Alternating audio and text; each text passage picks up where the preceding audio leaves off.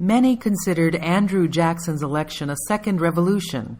It was the first time someone from a Western state was elected, and the election of 1828 was the first that all states had popular voting to choose the electors to select a president. In his inaugural address, Jackson spoke about the need for union. Without union, our independence and liberty would never have been achieved.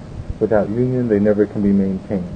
Divided into 24, or even a smaller number of separate communities, we shall see our internal trade burdened with numberless restraints and exactions, communication between distant points and sections obstructed or cut off, our sons made soldiers to deluge with blood the fields they now till in peace, the mass of our people borne down and impoverished by taxes to support armies and navies, and military leaders at the head of their victorious legions becoming our lawgivers and judges.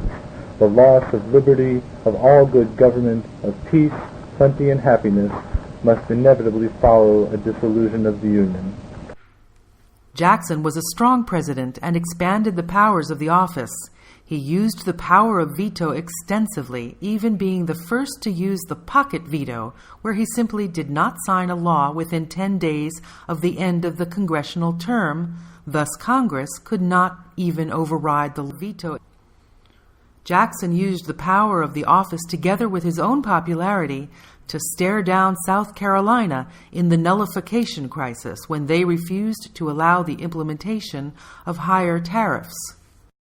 Jackson was a strong opponent of the Second Bank of the United States, whose charter he refused to have renewed. The bank was a hated institution by many farmers, and his actions on the bank only made him more popular. Jackson's actions regarding the Native Americans remain controversial. He was an enthusiastic supporter of the Indian Removal Act, which forcibly removed Native Americans from their lands in Georgia and forced them to move to Oklahoma. Jackson left office as popular as when he first entered it.